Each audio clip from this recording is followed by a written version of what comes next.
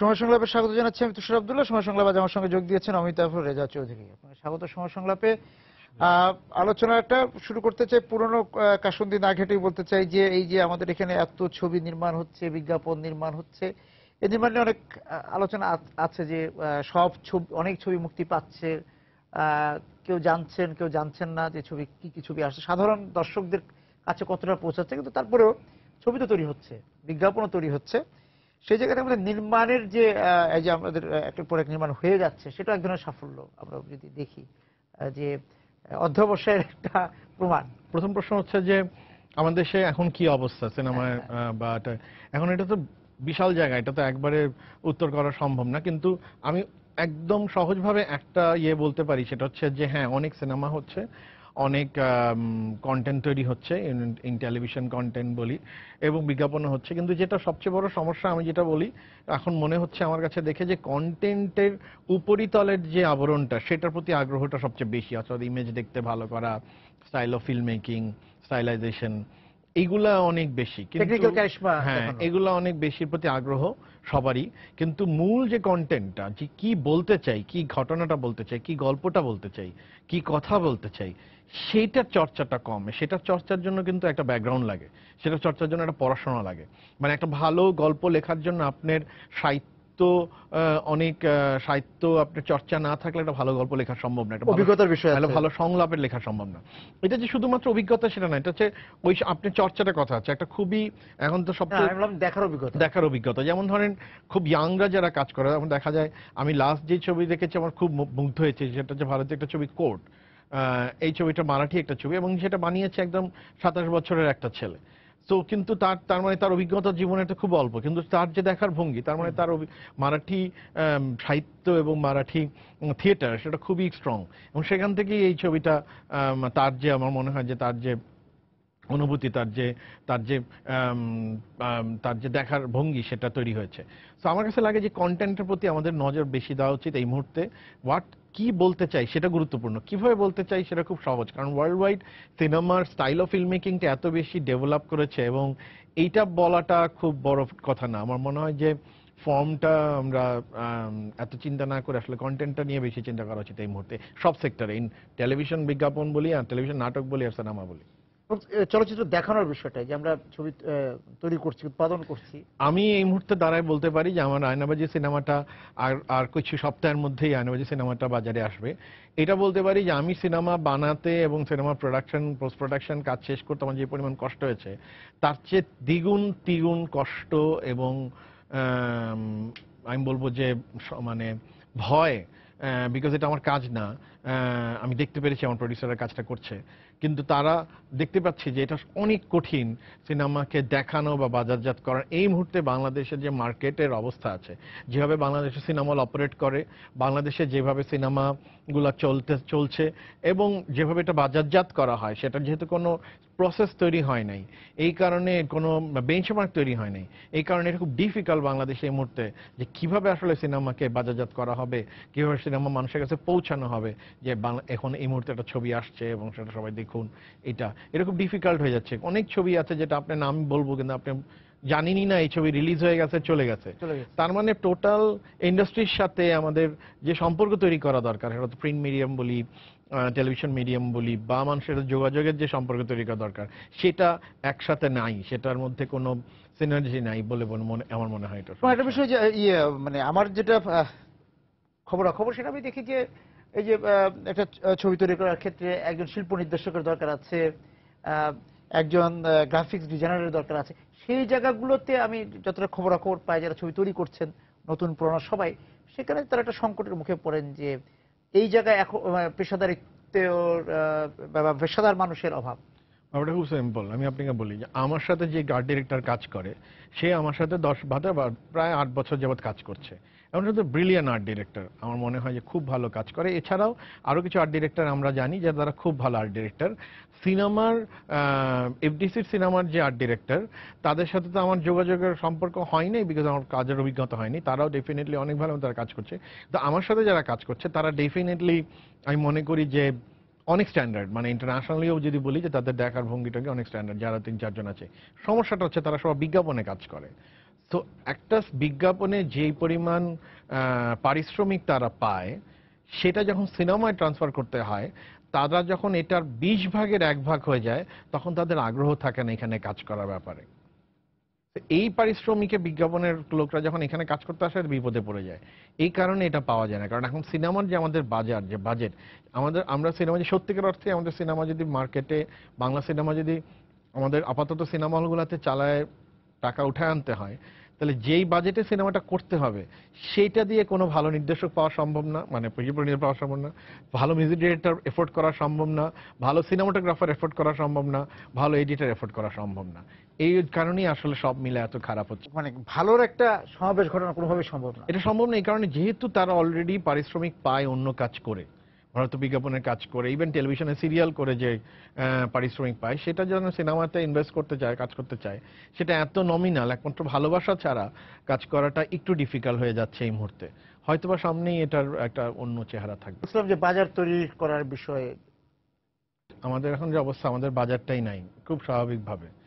আমাদের cinema hall আপনারা জানেন যে সেই 1200 থেকে এখন 300-তে আসছে, সেটা 100 থেকে 150-তে চলে আসছে, এবং এইটার মধ্যে এটা খুব অর্গানিক ভাবে এটা কমে গেছে, এবং খুব অর্গানিক ভাবে এটা আসলে মানে এটা যেভাবে চালানো হয় সেটার মধ্যে কোনো রকমের মানে নাই, কোনো রকমের বৈজ্ঞানিক কোনো কোনো প্ল্যান বা কি বলবো, এটার মধ্যে কোনো নীতি কিছুই নাই এটা। এই জন্য যেটা হয় যে সিনেমা হলগুলো যেভাবে চালানো হয়, যেভাবে চলে, সেটাতে সিনেমা হলের পরিবেশ থেকে শুরু করে সব আমরা আগেই জানি, আমরা এগুলোর অবস্থা খুব খারাপ, যেগুলোতে কেউ ঢুকে না। আমি আর আপনি গতবার ভৈরবে গিয়ে দেখে আসছি কি অবস্থা সিনেমা হলের। এটা তো মূল জায়গা যেখান থেকে আসলে বিনিময়টা হবে, টাকাটা দিয়ে মানে টিকিট কেটে ঢুকবে। এটার অবস্থাই যখন এত খারাপ, তখন তো আসলে আপনি এখান থেকে তো টাকা, বেসিক টাকাটা উঠে আসবে। তো সেটাতে আপনি 100টা সিনেমা হলই তো নাই আমাদের। সত্যিকার অর্থে 8 থেকে 10টা সিনেমা হল আছে। 8 থেকে 10টা সিনেমা হল থেকে কিভাবে একটা সিনেমা, 8 থেকে 10টা সিনেমা দেখানোর জায়গাকে নির্ভর করে তো একটা শিল্প তো আমাদের সিনেমা তৈরি হতে পারে। মানে গড় বাজেট বাংলাদেশে যদি একটা ছবি সাধারণ 1 কোটি, এখন বলা হয় যে 1 কোটি টাকার নিচে ছবি হয়, তো গড় যদি মিনিমাম 2 কোটি টাকার ছবি বাজেট না হয়, এবং সেটা থেকে যদি তারা, যারা লগ্নি করবে, তারা যদি একটা মুনাফা না দেখতে পারে, তারা কেন লগ্নি করবে? তো কিন্তু 16 কোটি জনগণের দেশ, সুতরাং এখানে পসিবিলিটিজ অনেক বেশি। তো এখন এই মুহূর্তে আমাদের দরকার সিনেমা হল, এবং সেটা যতই করেই হোক একটা নির্দিষ্ট সিনেমা হল, সেখান থেকে যারা লগ্নি করবে সিনেমাতে, তারা যাতে ঠিকঠাকভাবে ওই টাকাটা ফেরত পেতে পারে, একটা একটা স্বাভাবিক একটা সুস্থভাবে টাকাটা ফেরত পেতে পারে। এখন দেখা যায় যে সিনেমা হলে গেলে টাকা পয়সা রেখে হল মালিকটা যেভাবে টাকাটা ফেরত দেয়, সেটা ধরেন সেটা না পাওয়া একই কথা। এটা গেল এক। এর ফলে সব মিলায় শেষ পর্যন্ত দেখা যায় যেহেতু টাকা ফেরত আসে না, ভালো মানুষ ইনভেস্টও করে না, এবং এটা থেকে আশাও থাকে না, সুতরাং সব মিলায় ছবির অবস্থা খারাপ হয়ে যায়। তারপর তো আমাদের নির্মাতারা বেশ উদ্যমী যে 8টি 10টি সিনেমা দেখার জায়গাকে লক্ষ্য রেখে তারা সিনেমা তৈরি করে যাচ্ছে, কারণ সিনেমা তো নেশা। নেশা মানে আপনি আমাকে যাই বলেন না কেন, সিনেমাটা তো আমার বানাতেই হবে, এবং আমি বানাইতেই থাকবো। এটা লস হোক, কারো মানে মাথায় কাঁঠাল ভেঙে হোক, যেভাবে হোক, আমি আমার সিনেমাটা বানাবোই। একজন পরিচালক হিসেবে আমার কাজ এটাই। লগ্নিকারকে তাদের বিপদ, তারা একটা সিনেমা বানায় বাসায় চলে যায়, কারণ তাদের পক্ষে তো ফেরত আসে না টাকা। তো এটা আমরা চেষ্টা করে যাই যে আমরা এক সময় সিনেমার বাজার আবার চাঙ্গা হয়ে উঠবে বলে আশা করি। যে অলরেডি আমরা সিনেমার বাজারকে দেখতে পাচ্ছি যে একটু আপওয়ার্ড যাচ্ছে। আমার মনে হয় যে গত কোরবানি রোজার ঈদে এটা হয়েছে, এবং আমি আমার ছবি নিয়ে খুব আশাবাদী, আয়নাবাজি, এবং আমার মনে হয় যে যারা ছবি বানাচ্ছে তাদের এরকম আস্তে আস্তে দর্শকের কাছ থেকে ছবি আসবে। কিছু ইন্টারন্যাশনালিও কিছু ছবি আমাদের ফেস্টিভ্যালে যাচ্ছে, সেটাও ভালো দিক। দেখা যাচ্ছে যে আমরা পত্র পত্রিকাও দেখছি, আলোচনা সমালোচনা সব জায়গা থেকে, যে ছবি নির্মাণ প্রক্রিয়া শেষ না হতে সবার একটা লক্ষ্য থাকে যে ছবিটা নিয়ে বাইরে চলে যাবে, যতটা না আমাদের স্থানীয় দর্শককে দেখাবে। সব ছবি না, আমাদের কিছু ছবি থাকবে যেগুলোতে আসলে বোঝাই যায় এই ছবি আমার দেখার মতো দর্শক আমাদের দেশে এই মুহূর্তে তৈরি মানে কি দর্শক তৈরি হয়নি। দর্শক হয়তো আছে বাসায় বসে দেখে, সিনেমা হলের দর্শক তৈরি হয়নি যারা এই সিনেমাটা দেখতে আসবে। তাদের জন্য ওই সিনেমাটা বাঁচার জন্য ইন্টারন্যাশনালি, আর দেখা যায় ইন্টারন্যাশনালি এই ছবির দর্শক তৈরি হচ্ছে। তো সেটা যদি দেখানোর সুযোগ থাকে তাহলে কেন নয়। আমরা দেখেছি যে মোস্তফা টেলিভিশন, ইমনের জালালের গল্প, এখন রুবায়াতের আন্ডার কনস্ট্রাকশন, শুনতে কে পাওয়া, আপনি জানি যে অসাধারণ ইয়ে পেয়েছে পৃথিবীর বিভিন্ন বিভিন্ন ফেস্টিভ্যালে, এবং বাংলাদেশ থেকে এত বড় সম্মান আসলে আর কোনো ছবি পায় নাই শুনতে কি পাও যা পেয়েছে। যে এখন দেখেন শুনতে কি পাও একটা ডকুফিকশন, এখন ওইটা তো দেখার মতো দর্শক আপনি এত মধুমিতায় দেখবেন চলবে না। সো এটা তো তাছাড়া এটা কোনো অপশন নাই। আমরা দেখেছি অজ্ঞাতনামা এখন ফেস্টিভ্যালে কিছু ফেস্টিভ্যালে গেছে। তো এই কারণে ওইসব ফেস্টিভ্যালে যদি আন্তর্জাতিকভাবে ছবি মানুষের সামালক হয়ে উঠে আমাদের ছবি, তাহলে তো অবশ্যই ভালো। ধরুন এক ধরনের ছবি হলে তো হবে না। আপনাকে একটা সিম্পল ডেটা দিই, আমরা ইরানিয়ান ছবি নিয়ে অনেক কথা বলি, ইরানিয়ান ছবি অনেক ভালো করতেছে, একসময় ভালো করছে, এখন না। আব্বাস কিয়ারোস্তামি এবং পোস্ট রেভলিউশন এর পরে ইরানিয়ান ছবি একটা বিশাল পরিবর্তন হয়েছে, বেসিক্যালি চিলড্রেন ফিল্ম ফাউন্ডেশন ওদের যে, সেখান থেকে। এই যে ইরানিয়ান ছবির কথা আমরা বলি যে আব্বাস কিয়ারোস্তামি, এটা হচ্ছে পুরা ইরানের 15% ছবি। বাকি যে মূলধারা বলা যাবে না। না, বাকি যে ইরানের 85% ছবি, সেটা কিন্তু আমরা জানি না, সেটা আমরা দেখিই নাই। তো এই 85% ছবি তো থাকতে হবে, তাহলে 15% ছবি হবে। এবং আমাদের এখানে এই যে দর্শককে ধরার জন্য ছবির মানে হলে আবার ফিরিয়ে আনার জন্য কি এই যৌথ প্রযোজনার ছবির দিকে আবার মনোযোগ দেওয়া হলো? যৌথ প্রযোজনা ওই একই, বাজারটা বড় করার জন্য, সোজা দিনের শেষে বাজারটাকে বড় করার জন্য যৌথ প্রযোজনার ছবি করা হয়। তো যৌথ প্রযোজনার ছবি কতটা দরকার কতটা না দরকার সেটা ডিফারেন্ট কথা একজন ফিল্ম মেকার হিসেবে, কিন্তু ওই বাজারটা বড় হয়। কলকাতায় কিছু অলরেডি একটা দর্শক তৈরি হয়ে গেছে, মধ্যবিত্ত দর্শক তৈরি হয়েছে, তাদের জন্য একটা সিনেমা তৈরি করা হয়। মানে আমার এখানে যেহেতু বাজারটা ছোট, ওই ওই ওই বাজারটাকে একটু ধরা, দুইটা মিলায়। আমাদের দেশের বাজারটা বড়, কিন্তু আমাদের দেশের বাজারটা ম্যাচিউর না। কলকাতার বাজারের থেকে আমাদের দেশের দর্শকের তো বাজার তো আরো বড় আমার মনে হয়, কিন্তু এটা বাজার বড় কিন্তু তৈরি না, তারা তৈরি না। আমাদের তৈরি করার মানুষটা নাই, মানে ফিল্ম মেকার তৈরি হয়ে লাভ নাই। এটার সাথে বললাম তো প্রোডিউসার ডিস্ট্রিবিউটারদের আমার তো দর্শক ছিল 100 বার ছিল। আমরা কখ বানিয়েছি, আমরা সীমানা পেরিয়ে বানিয়েছি, আমাদের দেশে অসম্ভব ভালো দর্শক ছিল। সামহাও 80 দশকের পরে আমাদের সাহিত্য থেকে শুরু করে আমি মনে করি সাংস্কৃতিকভাবে আমাদের অনেক অধঃপতন ঘটছে।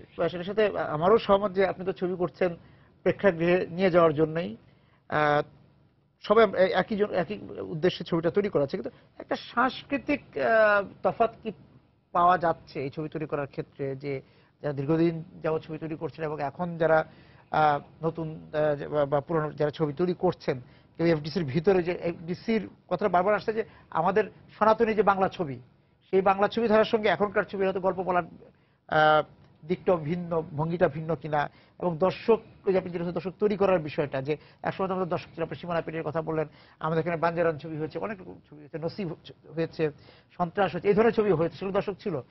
এখন দর্শকের সংকটটা কেন? হঠাৎ করে আমাদের 80 দশকের পরে আমার মনে হয়েছে যে আমাদের দেশের এক ধরনের চর্চার অদ্ভুত একটা পরিবর্তন ঘটছে। কিছু মানুষের কাছে আজকে আঙ্গুল ফুলে কলা গাছ হয়েছে, টাকা আসছে, এবং যাদের সাংস্কৃতিক চর্চাই ডিফারেন্ট, দেখা গেছে যে নতুন গাড়ি কেনা, নতুন বাড়ি কেনাটাই মূল চর্চার মধ্যেই ছিল জীবনের। এবং তো এটাই ধীরে ধীরে বাড়তে বাড়তে দেখা যায় সিনেমা, বাংলা সিনেমা, সত্যি কথা বলতে যে ইংলিশ মিডিয়াম প্রচুর স্কুলে কলেজ তৈরি হয়েছে, মিনি সিরিজ তৈরি হয়েছে, হিন্দি সিনেমা দেখার তৈরি হয়েছে। সো আগ্রহ অফ বাংলার সাথে কোনো কানেকশন, বাংলা গল্প শোনার, বাংলা সিনেমা তো বাংলা গল্প শোনার কথা, এটার কানেকশন তৈরি হয় নাই, এটার এই সিনেমার প্রতি আগ্রহ তৈরি হয় নাই, সুজন সখী বা চাঁদনি কেউ তৈরি হয় নাই, মানে আগ্রহী তৈরি হয় নাই কারো, এবং কেউ বানাতেও আসে নাই ছবিগুলো। তো এই যে বিপদের কারণে হয়তো বা সরে গেছে, কিন্তু সেটা তো আসলে অন্য ঘটনা যে কেন আসলে দর্শক চলে গেছে, এটা তো আসলে অনেক রিসার্চের ব্যাপার। কিন্তু যেটা বলতে পারি এখন সেটা হচ্ছে যে একটা কথা, যে এফডিসি বাইরে সিনেমা এটার বলে কিছু নাই। আমি এফডিসির ভিতরেই কাজ করি এবং এফডিসির থেকেই ছবিটা আমি বানিয়েছি। আমার এফডিসির প্রডিউসার অ্যাসোসিয়েশন থেকে ছবিটা বানিয়েছি, আমি এফডিসির পরিচালক সমিতি থেকেই আমি ছবিটা বানিয়েছি। তো হয়তোবা যেহেতু ফিল্মে শুট এখন হয় না, ডিজিটালি শুটিং হয়, এই কারণে এফডিসির অনেক সাহায্য আমার নিতে হয় নাই। কিন্তু এফডিসিতে আমি শুটিং করেছি, প্লাস যেভাবে একটা এফডিসির ছবি হয় আমার প্রসেসটা একই। হয়তোবা আমি গ্রেডিং করেছি ডিফারেন্টলি, আমি এডিট করেছি এফডিসির ভিতরে। নির্মাতাদের মধ্যে তো একটা তফাৎ আছে এখন দেখেন, নির্মাতা তো অনেক, এখন এটা তো শেষ করা যাবে না। মানে ওই ওদের ছবি বানানোর, মানে কিছু মানুষের ছবি বানানোর ভঙ্গি আলাদা, যে ওরা মনে করে যে এটার মধ্যে এরকম এরকম দিলে তাহলে ছবিটা চলবে, এটা হয়তো বা তাদের ভঙ্গি। আর আমরা মনে করি কিছু মানুষ, এটা এফডিসি, আমি এফডিসির ভিতরে মানে দুইটা, মানে নির্মাতাদের মধ্যে দুইটা রেসিপি আছে। মানে আমার কথা হচ্ছে আমি আমার গল্প বলার চেষ্টা করেছি, এবং আমি জানি আমার গল্পটা শুনতে মানুষ এন্টারটেইন হবে। তো আয়নাবাজির মাধ্যমে আমি এক ধরনের একভাবে এন্টারটেইন করার চেষ্টা করেছি আমার গল্পটা দিয়ে। সেই সাথে আমি যা বলতে চেয়েছি, আমরা দেখেছি আয়নাবাজির একটা নতুন গান আসছে, এই শহর আমার, এই মানুষ আমার। এখানে আমি বলতে চেয়েছি যত কিছুই বলি না কেন যে এই শহর আসলে আমার, এই এই এই যাই বলি না কেন, এখানে হোলি আর্টিজান ইয়ে হয়, এখানে মানুষের মধ্যে ট্রাফিক জ্যাম হয়, কিন্তু দিনের শেষে এই শহরটা আমার শহর এবং এই মানুষগুলো আমারই মানুষ, সেটাই আমি বলতে চাইছি। এবং আয়নাবাজি পুরা জুড়েই আমি বিভিন্নভাবে এটা বলার চেষ্টা করেছি গল্পটার মাধ্যমে, কিন্তু আবার অন্য মূল গল্পটাও আছে। এই যে আপনি যে ছবি তৈরি করছেন, আপনি যে ছবিগুলোর কথা বললেন, সেই ছবির পাশাপাশি আবার ওই যে যৌথ প্রযোজনায় কিন্তু আবার ওই যে আমাদের পুরনো যে ভঙ্গিতে গল্প বলার বিষয় ছিল, চলচ্চিত্র বা সিনেমার যে ভঙ্গি, সেই ভঙ্গিতে কিন্তু যৌথ প্রযোজনার ছবিগুলো আসছে। হ্যাঁ, আমরা কয়েকটি ছবি দেখলাম। সেই জায়গায় বলা হচ্ছে যে দর্শকরা ফিরতে শুরু করেছে হলে। যৌথ প্রযোজনার দর্শকরা ফিরতে শুরু হয়েছে বিকজ অফ, আমি যদি উদাহরণ হিসেবে ধরি, ধরেন লাস্ট ওরা বলছে শিকারি ছবিটা খুব হিট করেছে। দেখেন, এটা দেখতে ভালো ছবিটা। এই প্রথম আমাদের প্রিয় হিরো শাকিব খানকে সুন্দর করে রিপ্রেজেন্ট করেছে, যে যেই পরিচালক করেছে তার এই দক্ষতার কারণে এটা হয়েছে। সো দক্ষ পরিচালক সুন্দর করে রিপ্রেজেন্ট করতে পারলে আমাদের দেশের যে কোনো দর্শক, এটা নতুন ভাবে জিনিসটা দিলে যে কোনো দর্শক নিবে।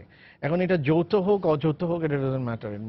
ম্যাটারটা হচ্ছে যে তার যৌথ হয়ে সুবিধাটা হচ্ছে টাকাটা বেশি পেয়েছে, এর ফলে এক্সপেরিমেন্ট বা যা করতে চেয়েছে সেটা করা সম্ভব করতে পেরেছে। আমি তো বললাম যে যেই পরিমাণে একটা শিল্প নির্দেশক একটা বাংলাদেশের সিনেমায় যেই পরিমাণ তাকে পারিশ্রমিক দেওয়া হয়, সেটা দিয়ে তার জীবন কেন, তার কিছুই চলবে না। তো সে কতদিন যাবত এটা নিয়ে কাজ করবে? আপনারা যারা ছবি তৈরি করছেন বা আপনার আগে যারা ছবি তৈরি করেছে, তারা কি দর্শক তৈরি না করেই এখানে এই ছবি তৈরি শুরু? আমার কাজ দর্শক তৈরি করা না, আমার কাজ হচ্ছে ছবিটা বানানো। আমার ছবি যখন আমি যদি নিজে ভালো হই, নিজের যদি আমার ওই প্রস্তুতি থাকে, ওই মনন থাকে, তাহলে আমি জানি যে আমার ছবি কানেক্ট করবে, যদি আমার ভালো হয়। আর আমি যদি নিজে খারাপ হই, তাহলে আমার ছবি কানেক্ট করবে না। দর্শক তো আসলে আমার দায়িত্বর জায়গা থেকেও আমি এমন একটা গল্প বলার চেষ্টা করি যেটা সৃজনশীল। আমি তো জালালের গল্পের কথাই বলি, খুব ভালো ছবি। ঠিক আছে, এটা নগরের মানুষ যেভাবে ছবিটার সঙ্গে সংযুক্ত হতে পেরেছে, সেটাকে একটা মফস্বল শহরে বা গ্রামের যে সিনেমা হলগুলো আছে সেখানে একইভাবে সংযুক্ত না, কারণ সিনেমা কিন্তু এমন একটা ল্যাঙ্গুয়েজ, যে ল্যাঙ্গুয়েজটা আপনার জানতে হয়, এটা পড়ার জন্য এই ল্যাঙ্গুয়েজটা জানতে হয়। এটাকে বলা হয়, ক্রিশ্চিয়ান মেটস বলে এটাকে কোয়াসি ল্যাঙ্গুয়েজ। এটা হচ্ছে সিনেমার, এটাকে এমন একটা ল্যাঙ্গুয়েজ যেটা আসলে আপনার পড়তে পারতে হয় ল্যাঙ্গুয়েজটা। সো এই ল্যাঙ্গুয়েজটা যখন আমরা পড়তে চেষ্টা করি, জালালের গল্প এমনভাবে যেই ল্যাঙ্গুয়েজে বানানো হয়েছে, অনেক ইন্টারন্যাশনাল ল্যাঙ্গুয়েজ মেনটেন করা হয়েছে ফিল্ম মেকিং এর। তো এই ল্যাঙ্গুয়েজটা আমরা ভৈরবের ওই সিনেমা হলের দর্শক ওই ল্যাঙ্গুয়েজটা পড়তে পারে না, এই কারণে ওইটা নিবে না। সুতরাং ওইটার আফসোসের কিছু নেই, ওই ল্যাঙ্গুয়েজটা পড়ার জন্য আমাদের দর্শক, ওই ভৈরবের দর্শক তৈরি হয় নাই। কিন্তু সেটা নগর কেন্দ্রিক, ওটা আমাদের ডিফারেন্ট লাগে। তাই বলে একটা ফিল্ম মেকার ভৈরবের ওই ল্যাঙ্গুয়েজ তৈরি, ওই ল্যাঙ্গুয়েজ পারে না, ওই ল্যাঙ্গুয়েজ বুঝতে পারে না বলে এটা না যে সে তার ওই ল্যাঙ্গুয়েজে ছবিটা বানাবে, মানে ভৈরবের ল্যাঙ্গুয়েজে ছবিটা বানাবে। অর্থাৎ আমি বলতে চাচ্ছি যে কোনো সবার জন্য এটা কোনো, সে তার ছবিটা বানাবে। এখন সেটা যে কমিউনিটি দর্শক এটা কানেক্ট করতে পারে। আয়নাবাজি দিয়ে যদি বলি যে এই যে প্রস্তুতির একটা বিষয়, আপনি বললেন যে 1 বছর আগে শেষ হচ্ছে, এখন আপনার প্রস্তুতি, বাজারে যাওয়ার যে প্রস্তুতি, তা আমাদের যে যারা ছবি তৈরি করছেন তাদের এই যে একটা দীর্ঘ সময়ের যে প্রস্তুতি নেওয়ার, হ্যাঁ, এবং সেখানে যে আপনি বিভিন্ন রকম পেশাদারিত্বের কথা বলছেন, তার সমন্বয়টার সংকটটা নিয়ে যদি কথা বলেন। আপনাকে যেরকম করে একজন ফিল্ম মেকার ফিল্ম বানাইতে চাচ্ছে, সে একইভাবে একজন প্রযোজকেরও ফিল্ম বানাইতে চাইতে হবে এবং একই প্যাশন থাকতে হবে। এবং প্রযোজকের নিজস্ব প্রস্তুতি আছে। কি প্রস্তুতি? প্রযোজকের প্রথম প্রস্তুতি হচ্ছে সে টাকাটা কোত্থেকে পাবে, মানে কে ওকে এই ছবি বানাতে লগ্নি করবে। তারপর প্রযোজকের কাজ হচ্ছে কোন গল্পটা সে সিলেক্ট করবে, কোন মার্কেটের জন্য করবে, সেটা ইন্টারন্যাশনাল মার্কেট নাকি লোকাল মার্কেট নাকি ফান্ড, কিভাবে হোক সেটাকে ঠিক করতে হবে। আমি ধরে নিই সেটা লোকাল মার্কেটে। তারপর প্রযোজকের কাজ হবে কোন পরিচালককে দিয়ে তার ছবিটা বানাতে চায়, বা কোন পরিচালক তাকে একটা গল্প নিয়ে আসছে যেটাকে সেটা মনে করে সে প্রডিউস করতে চায়। পরিচালক ছবিটা বানায় দেওয়ার পরে, পুরাটা বানিয়ে ফেলার পরে, প্রযোজকের দায়িত্ব হবে যে কিভাবে সেটা সে বাজারজাত করবে। সেটা বাংলাদেশে কয়টা সিনেমা হলে যাবে, সেটা কোনভাবে কানেক্ট করবে, কোনভাবে মানুষের কাছে পৌঁছাবে। এই যে পুরা প্রযোজকের যে জার্নিটা, এই জার্নিটার জন্য একটা প্রযোজক হওয়াটা খুব জরুরি এবং সে ডেডিকেটেডলি এই কাজটাই করতে হবে। এইটা আমাদের দেশে খুব কম মানুষ তৈরি হয়েছে আসলে, প্রফেশনাল এই প্রযোজক খুব কম, মানে আমি বলবো না একদমই নাই, এটা কম। এটা এত কম হলে হবে না, যে পরিমাণ পরিচালক আছে তার দ্বিগুণ প্রযোজক থাকতে হবে। এটা ছবি একটা প্রতিষ্ঠান, এক্স্যাক্টলি, এটা থাকতে হবে। এটা যে না হয় তাহলে হবে না। তো আমার মূল সমস্যাটা হচ্ছে যে আমরা যারা আমাদের যারা প্রযোজক, আমরাও প্রথমবার কাজ করছি, তো আমাদের প্রতি মুহূর্তে যেহেতু আগে আমাদের কোনো বেঞ্চমার্ক নেই, মানে আমি যে আমি যে জানতে পারতাম আচ্ছা এমন একটা প্রযোজককে চিনি যিনি আসলে এইভাবে ছবি মানে রিলিজ করেছে, তো তারটা দেখে আমার কাছে কোনো বেঞ্চমার্ক আমি এখন পাচ্ছি না যে কোনটা সঠিক কোনটা ঠিক, যে এরকম করে সিনেমা হলে রিলিজ করলে এভাবে টাকা উঠে আসে বা এভাবে বাজারজাত করতে হয়। তো আমাদের এটাই মূল সমস্যা, যে একবার এটা তৈরি হয়ে গেলে তারপরে আমরা মনে হয় সামনে আগাতে পারবো। এবং এই যে তারপরে যে বিভিন্ন যে আমরা যদি সিনেমাটোগ্রাফারের কথা বলি, শিল্প নির্দেশকের কথা বলি, এই যে এই জায়গাগুলো আছে, হ্যাঁ এখানে অনেক ছবি তৈরি হচ্ছে, সেই জায়গা আমাদের মানে এটার সমস্যাটা আমি বলেছিলাম, সেটা হচ্ছে দেখেন একটা সিনেমা করতে আমাদের যে পরিমাণ বাজেট এখন লগ্নি করা হয় একটা সিনেমার জন্য, সেটা যদি একটা প্রফেশনাল শিল্প নির্দেশককে আমরা নিতে চাই তাহলে তাকে 6 মাস বা 4 মাস কাজ করতে হবে। 4 মাসে তাকে যেই পরিমাণ পারিশ্রমিক সে পাবে সেটা দিয়ে কোনো ঠিক ভালো মানে বুদ্ধি সম্পন্ন কোনো মানুষ এটাতে কাজ করা ডিফিকাল্ট হয়ে যাবে। আমি যে ধরনের শিল্প নির্দেশক চাচ্ছি, বিজ্ঞাপনে যারা কাজ করে তারা যখন এখানে কাজ করে সেটার থেকে 20 ভাগের 1 ভাগ টাকা সিনেমাতে পায়। সুতরাং এটা করে কেন সে কাজ করবে? সেই কারণে আমরা প্রফেশনাল সিনেমাটোগ্রাফার এবং ইভেন সিনেমাটোগ্রাফারই বলি, এডিটিং বলি, সবকিছুতেই বলি, যেটাতে এত বাজেটটা এত কম, এত মানে টেকনিক্যালি এত কম জায়গায় আমাদের দিতে হচ্ছে, সেই কারণে একটা ঠিক মতো একটা এডিটরকে টাকা দিয়ে এই কাজটা করবে 4 মাসে, একটা ছবি তো অনেক সময় সাপেক্ষ ব্যাপার, 3 মাস 4 মাস কাজ করতে একজন এক্সিকিউটিভ প্রডিউসার, লাইন প্রডিউসার ধরেন 1 বছর এই কাজটাই করতে হবে। সে 1 বছর লাইন প্রডিউসার করতে চাকে যে পরিমাণ টাকা দিতে হবে একটা সঠিক লাইন প্রডিউসার, যেটা এমবিএ করার মতো একটা ছেলে, যেহেতু একটা সিনেমাতে পাবে না, সে কেন করবে? তো না হলে তো লাইন প্রডিউসার কিভাবে তৈরি হবে, না হলে সিনেমাটোগ্রাফার কিভাবে তৈরি হবে, এটা ডিফিকাল্টিস। আমাদের দেশে এখন যারা সিনেমাটোগ্রাফি করছে বা এডিটিং এ কাজ করছে বা শিল্পের কাজ করছে সিনেমায়, তারা সবাই ভালোবেসে করতেছে, নেশায় করছে, আর বাকিটা বিজ্ঞাপন করে তারা উপার্জন করছে। কিন্তু নেশা দিয়ে একটা শিল্প একটা বেশি দিন টিকে না, বেশি দিন পরে প্রফেশনাল প্রাতিষ্ঠানিক গ্রুপ না হলে এটা বেশি দিন করা যায় না। একটা ছবি করা যায়, যেমন আমি যদি পরপর 3টা ছবি, আমি ধরেন এই ছবিতে আমি কোনো আমার কোনো রেমুনারেশন বা কি বলবো কোনো পারিশ্রমিক আমি নেই আয়নাবাজিতে, নিতে পারবো না, কিন্তু আমি যদি পরেরটাও না নিই, তারপরেরটা নাও নিই, তাহলে তো আমি আর সিনেমা বানাতে পারবো না। ব্যাপারটা হচ্ছে এটা। এবং হ্যাঁ, তাহলে এই যে মানে তাহলে আমরা আমাদের মানে অপেক্ষাটা বা এটা একটা গঠন প্রক্রিয়া থাকা দরকার। এটা খুব যখনই আপনি যখন এটা নিয়ে এত কথা বলছেন, তার মানে সবাই এটা নিয়ে কথা বলছে। তো আমি জানি যে বাংলাদেশে আরো 100 সিনেমা হল বা 50টা সিনেমা হল তৈরির পিছনে কিছু মানুষ এখন ভাবছে, করছে, রিসেন্টলি আমি জানি করছে। খুব শীঘ্রই আমার মনে হয় সিনেমা হল বাংলাদেশের উত্তরায়, টঙ্গীতে, কি বলি মিরপুরে, ধানমন্ডিতে সিনেমা হল তৈরি হবে, সিনেপ্লেক্সের মতো সিনেমা হল তৈরি হবে। যখনই এটা বিভিন্ন বড় বড় শহরগুলোতে, বাংলাদেশের অন্য শহরগুলো তৈরি হয়ে যাবে, তখনই সিনেমা চাঙ্গা হয়ে যাবে, একদম রাতারাতি চাঙ্গা হয়ে যাবে। মূলত হচ্ছে যে দেখার জায়গাটাই আসলে পরিচালক, চিত্রনাট্যকার মানে কন্টেন্ট, পরিচালক, প্রযোজক এবং ডিস্ট্রিবিউশন, এই 3টা জায়গায় একসাথে বাড়তে হবে।